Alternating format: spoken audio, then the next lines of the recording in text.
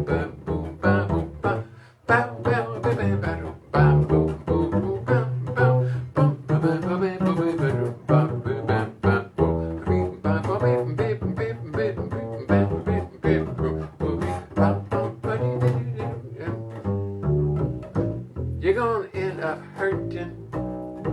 It's written in the plot. You're gonna feel like a watermelon drop from a helicopter down into a parking lot. You're gonna end up hurting. Sorry about that. But just like a bug on the windshield of love, your heart is gonna go splat. 'Cause she's mean. She's mean. She's a genuine, bona fide heartbreak machine. Yeah, she's mean. She's a genuine, bona fide heartbreak machine.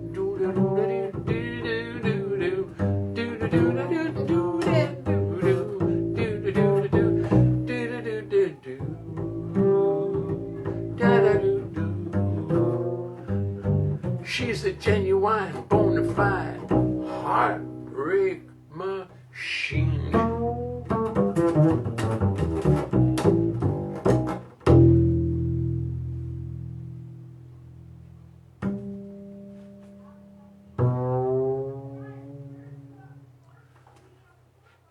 Full of metaphors. I put a couple of songs aside tonight, feeling slightly rambunctious. Here's one of my faves.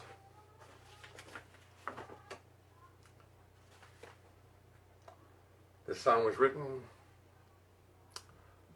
I don't know what got me writing it, except that oh well.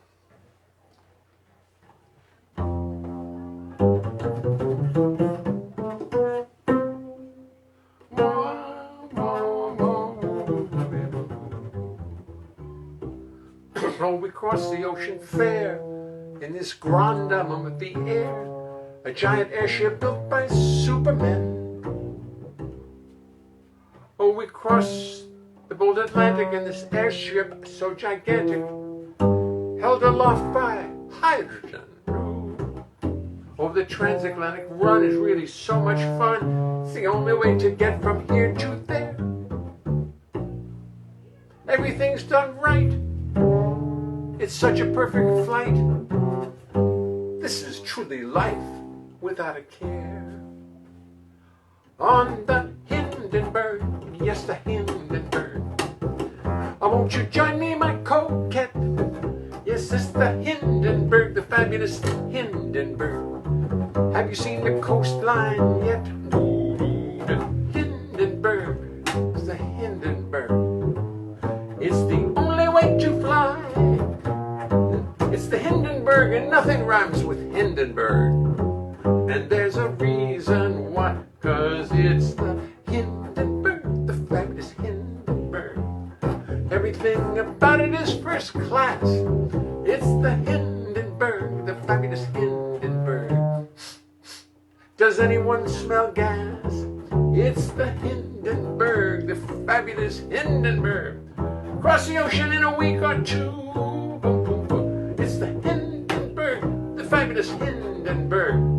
Look, New Jersey's coming into view. New Jersey is coming into view, 'cause it's the... Never mind. I don't think I like the spirit of that song. It doesn't really work right now. I like this song, though.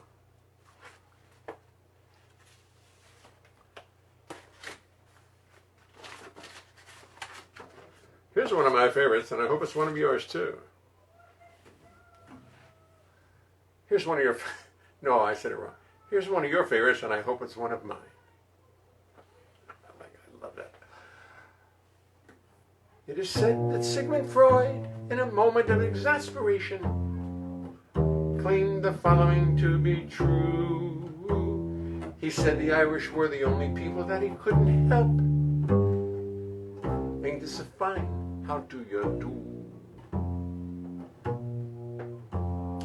You see now I'm part Irish and I've heard the blarney flow, and I must admit I've done my share of drinking. And I'll admit it, Mr. Blarney and the Irish whiskey was not a lot of analytical thinking. Mind, not that we were introspective, mind you, now we could be, but we had other ways of dealing with depression. We were all musicians, actors, poets, and whatever. We fought back with self-expression. The Irish have known the good and bad, they've seen the share of misery. They know a lot about stress and strife. And they have a wit about themselves that's often a little too accepting of the vagaries and vicissitudes of life. God forbid that I should start to lionize the Irish, though it wouldn't be so hard for me to do. It's just that Sigmund Freud said he really couldn't help them. Ain't that fine? How do you do?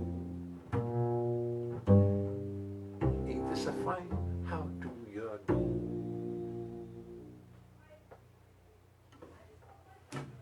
My mother's side of the family was very Irish. My mother was a very artistic, gifted woman who unfortunately did not achieve nearly what she might have. But that was the way women lived. She was born in 1911, and she was a woman of her time. She was a great woman. We had 6 kids. She managed to survive mothering 6 children. I don't know how she did it, but she did. And she was very, very Irish. The family was very Irish. Now, our side of the family wasn't so Irish. But the Curtises, my mother's sister, and my mother's brother, who was a Vincentian priest who spent 21 years in China and came back and chastised me for not keeping the faith. He was mad at me, but not really. He just couldn't do it. And let me see. Uncle Ken, he was the prodigious one in the family. He had 4 children. And many of his what would be his grandchildren are very successful in the arts fields, the actors and singers, and doing a lot of great stuff in Baltimore. And I love the Curtises very much. I think about them a great deal. And so when I sing a song about the Irish, I'm singing about something very close to me. Even though my father was German and English, Leonhart, his mother was Chancellor. My mother was Curtis and Simon, French, Jewish French, I believe. Anyway, so that's how we came to be.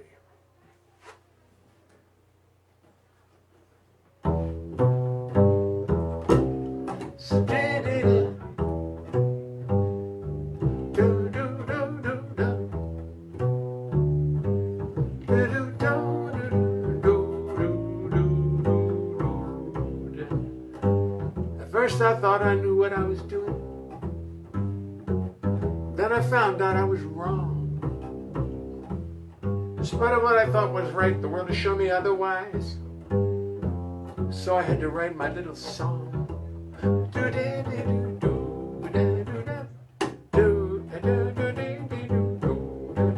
For you see, I always thought the word was nuclear, as in nuclear power, nuclear generation. But now I find the word is really nuclear. Nuclear is the proper pronunciation. Yes, it's nuclear, nuclear, N-U-K-U-L-A-R. Say it and you'll quickly come to love it. Nuclear, nuclear, N-U-K-U-L-A-R. Yes, yes. Show the world we're stupid and proud of it.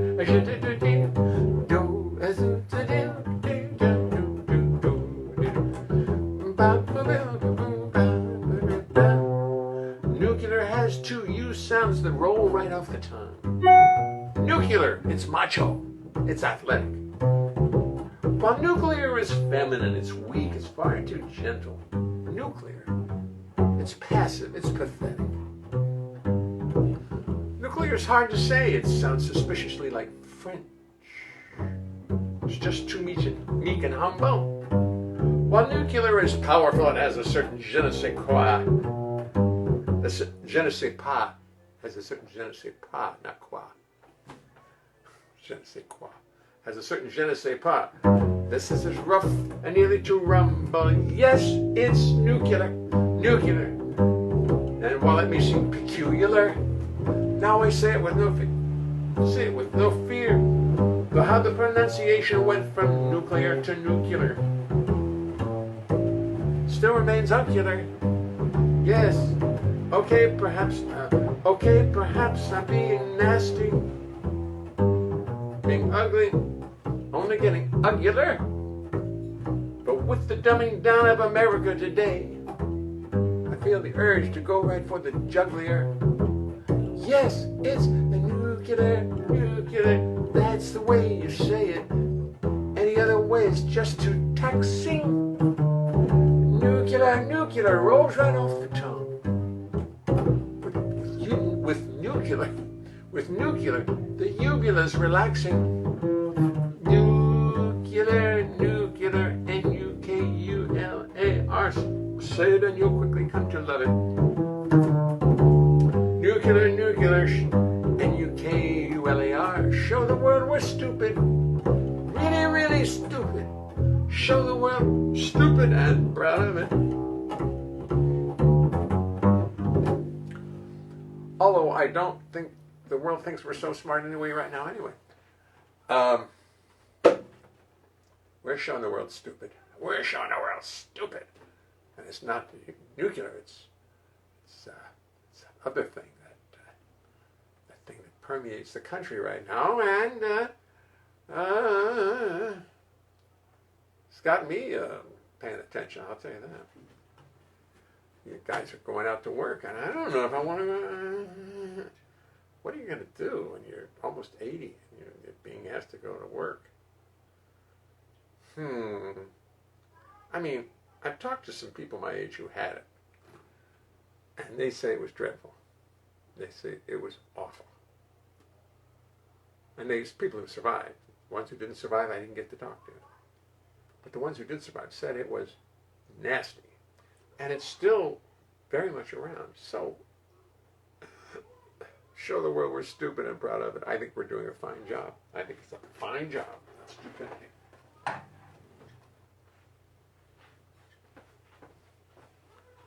Zabu-dee-doo-dwee-da. Dee-da-dee-da-dee-da. Oh, well, with that little bit of preaching, hilarious. Thank you. Howard Gloucester. Plenty of claps from Howard Gloucester. Timothy Bridges. Hi, Timothy Bridges. Howard Gloucester, otherwise known as John Weber. Vivian Marshall. Hello, Vivian. Stephen Goldberg. Whiskey or whiskey? What are you talking about whiskey for? Oh, did I share? I finally made I made my publicity picture. I'll close with this. I mean, if I really want to just liven the world up, here's how I want to be remembered.